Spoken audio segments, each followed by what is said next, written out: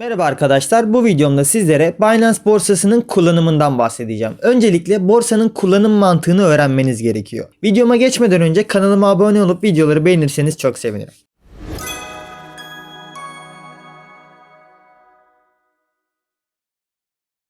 Binance Pro sürümünü herkesin kullanmayı öğrenmesi gerekiyor. Başta karışık gelebilir fakat eğitim serimde her şeyi kolayca öğreneceksiniz arkadaşlar. Maalesef ki borsanın Türkiye sürümünde bazı kısıtlamalar mevcut.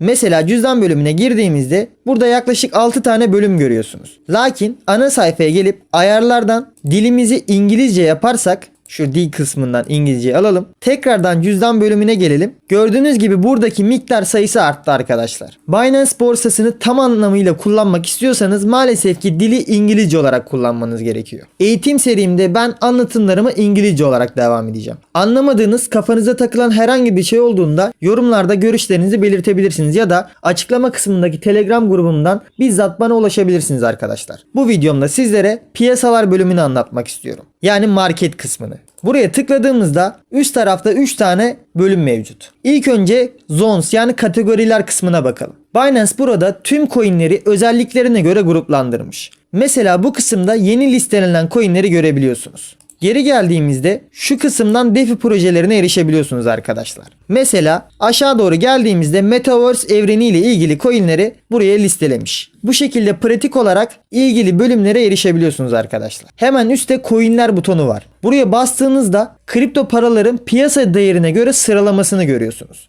Şu anda birinci sırada Bitcoin, ikinci sırada Ethereum varmış. Ve stabil bir kripto para olan Tether 3. sırada arkadaşlar. Piyasa değerleri şu kısımlarda yazıyor. Mesela Bitcoin 728 milyar dolar değerindeymiş. Ethereum ise 304 milyar dolar değerinde. Altlarında belirtilen rakamsa hacim arkadaşlar. Bitcoin'in hacmi 31 milyar dolar değerindeymiş. Ethereum'un hacmi de 15 milyar dolar değerinde. Hacim gerçekten çok önemli arkadaşlar. Çünkü siz alım satım yapmaya kalktığınızda hacim ne kadar yüksek olursa o ürünü istediğiniz fiyattan beklemeden alma imkanınız artar. Düşük hacimli borsalarda siz bir alım ya da satış emri girdiğinizde borsanın yeterli hacmi olmadığı için uzun süreler bekleyebiliyorsunuz. Bu süre zarfında belki de güzel alım ya da satım fırsatları kaçırabiliyorsunuz arkadaşlar. Bundan dolayı sadece borsanın genel hacmi değil, hangi paritede işlem yapacaksanız o paritenin hacmi de çok önemli. Bunları öğrendikten sonra artık spot kısmına geçelim.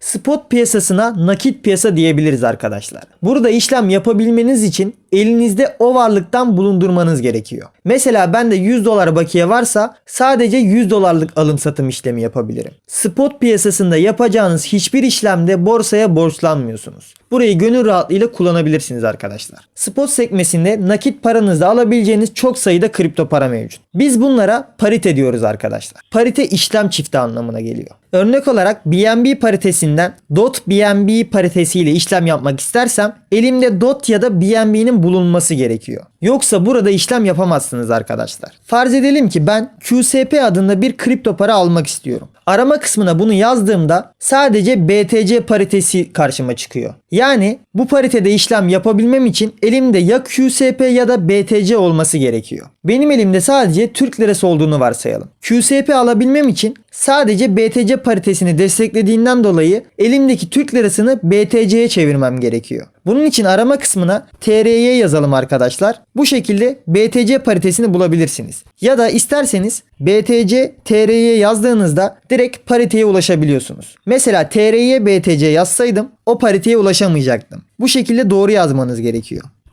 Bu parite üzerinden Türk liramı Bitcoin'e dönüştürerek artık daha sonra gidip elimdeki BTC ile QSP alabilirim arkadaşlar. Bu işlemlerin mantığı tamamen bu şekilde. Alım satım işlemlerine bir nevi takas işlemleri diyebilirsiniz. Geri gelelim. Burada hazır kategoriler mevcut. Mesela BTC kısmına tıklarsanız Binance borsasında BTC paritelerini görebilirsiniz. Mesela ben Ethereum Bitcoin paritesiyle işlem yapmak istiyorum. Bunu sürekli bu şekilde aramak zorunda değilim. Üzerine basılı tutarsanız favorileri ekle diye bir buton çıkacak arkadaşlar.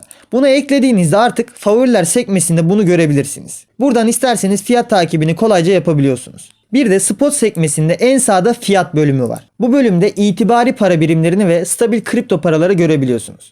İtibari paralar devletlerin sahibi olduğu euro, dolar gibi para birimlerine deniyor arkadaşlar. Türk lirası da mesela bir itibari para birimi. Stabil kripto paralar ise bu itibari paraların kripto para olarak birebir karşılığı diyebiliriz. Mesela bir dayı her zaman 1 dolara sabitlenmiş bir kripto para birimi. BAS da Binance borsasının kendi stabil kripto para birimi arkadaşlar. Değerini de şuradan 1 dolar olarak görebiliyorsunuz. Yani yaklaşık değerleri 1 dolardır. USDT dayı de mesela 1 dolara sabitli kripto para birimi arkadaşlar. Son olarak burada da gördüğünüz gibi bazı paritelerin yanlarında 3x, 5x, 10x gibi ibareler mevcut. Bunun anlamı bu pariteler ile margin bölümünde ne kadar borç alabileceğinizi size gösteriyor. Merak etmeyin, spot piyasasında yapacağınız hiçbir işlemde borçlanma gibi bir durumunuz olmuyor arkadaşlar. Bunlar sadece bilgilendirme amaçlı konulmuş rakamlar. Bu videoluk anlatacaklarım bu kadardı. Bir sonraki videomda detaylı bir şekilde alım satımlar bölümünün kullanımından bahsedeceğim. Umarım sizler için faydalı bir video olmuştur. Kendinize iyi bakın. Hoşça kalın.